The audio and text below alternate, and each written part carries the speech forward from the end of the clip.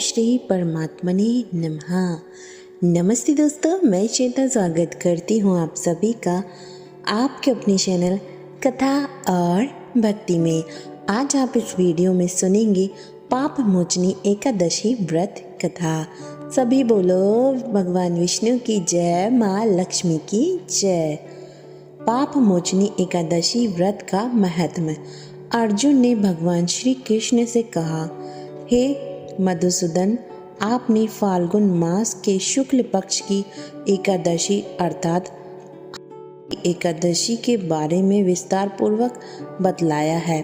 चैत्र माह के कृष्ण पक्ष में आने वाली एकादशी का क्या नाम है तथा उसकी विधि क्या है? कृपया करके आप मेरी बढ़ती हुई जिज्ञासा को शांत करें। भगवान श्री कृष्ण ने कहा, हे अर्जुन, चैत्र माह के कृष्ण पक्ष की एकादशी को पाप मोचनी एकादशी के नाम से जाना जाता है। एक बार की बात है, पृथ्वीपति राजा लोमांच ऋषि से यही प्रश्न किया था जो तुमने मुझसे किया है। अतः जो कुछ भी ऋषि लोमांच ने राजा को बतलाया वही मैं तुमसे कह रहा हूँ।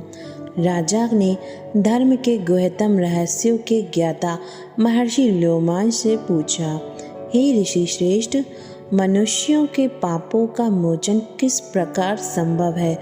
कृपया कर कोई ऐसा सरल उपाय बतलाइए जिससे सभी को सहज ही पापों से छुटकारा मिल जाए। महर्षि लोमांच ने कहा, हे नृपति, चैत्र मास के कृष्ण पक्ष की एकादशी का नाम पाप मोचनी एकादशी है। उसके व्रत के प्रभाव से मनुष्यों के अनेक पाप नष्ट हो जाते हैं। मैं तुम्हें इस व्रत की कथा सुनाता हूँ, ध्यान पूर्वक सुनो। प्राचीन काल में चैत्र रथ नामक एक वन था। उसमें अप्सराएं किन्नरों के साथ विहार किया करती थी। वहाँ सदैव वसंत का मौसम रहता था, अर्थात उस जगह सदा नाना प्रकार के पुष्प खिले रहते थे। कभी गंधर्व कन्याएं विहार किया करती थीं, कभी देवेंद्र अन्य देवताओं के साथ क्रीड़ा किया करते थे। उसी वन में मेधावी नाम के एक ऋषि भी तपस्या में लीन रहते थे। वे शिव भक्त थे। एक दिन मंजू घोषा नामक एक अप्सरा ने उनको मोहित कर उनकी निकटता का लाभ उठाने की चेष्टा की। इसलिए वह कुछ दूरी पर बैठ वीणा बजाकर मधुर स्वर में गाने लगी। उसी समय शिव भक्त महर्षि मेधावी को कामदेव भी जीतने का प्रयास करने लगे। कामदेव ने उस सुंदर अप्सरा के भ्रू का धनुष बनाया, कटाक्ष को उसकी प्रत्यंचा बनाई और उसके नेत्रों को मंजू घोषा अप्सरा का सेनापति बनाया।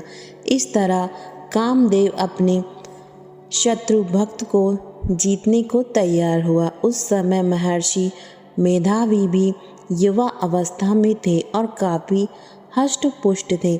उन्होंने यज्ञोपवीत तथा दंड धारण कर रखा था। वे दूसरे कामदेव के समान प्रतीत हो रहे थे।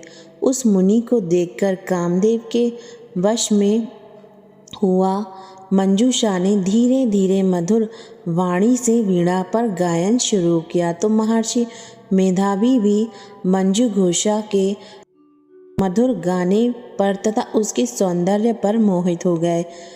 वह अप्सरा मेधावी मुनि को कामदेव से पीड़ित जानकर उनसे आलिंगन करने लगी। महर्षि मेधावी उसके सौंदर्य पर मोहित होकर शिव रहस्य को भूल गए और काम के वशीभूत होकर उसके साथ रमण करने लगे। काम के वशीभूत होने के कारण मुनि को उस समय दिन रात कुछ भी ज्ञान न रहा और काफी समय तक वे रमण करते रहे।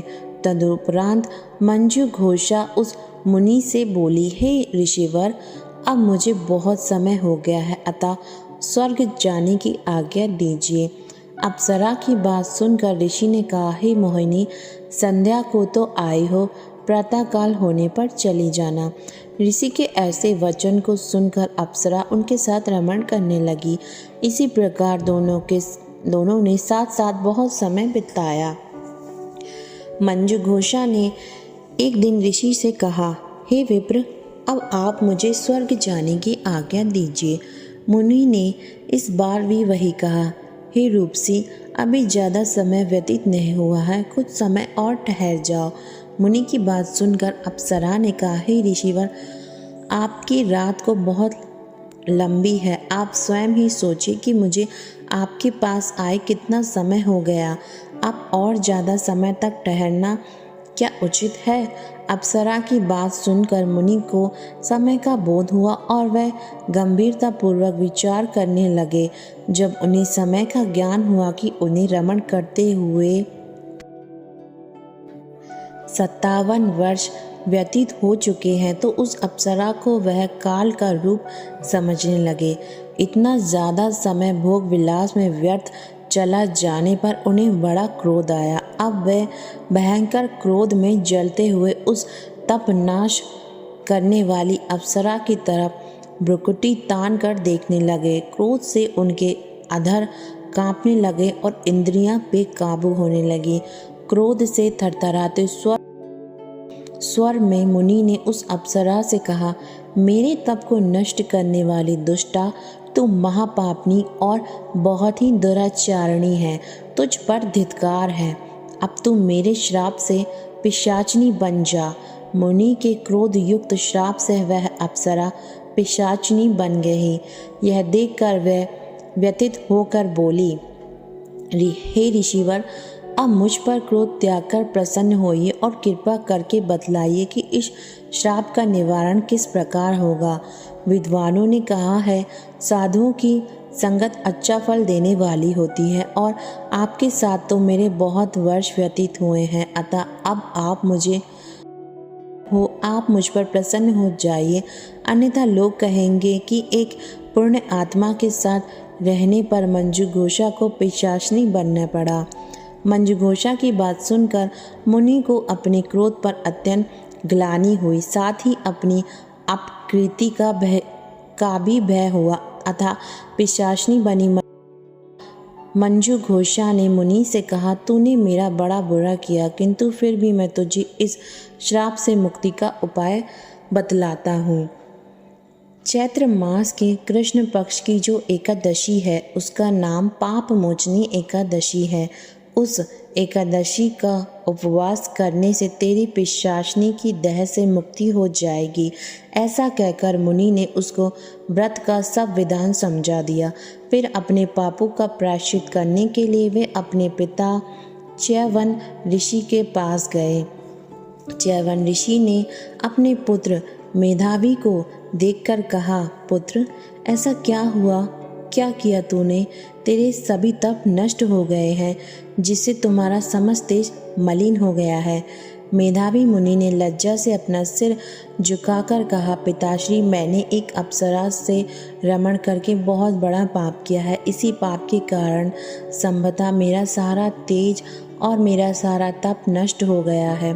कृपा करके आप मुझे इस पाप से छूटने का उपाय बतलाइए।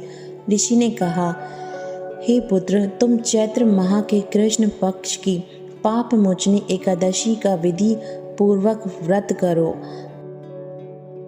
भक्ति से इससे तुम्हारे सभी पाप नष्ट हो जाएंगे।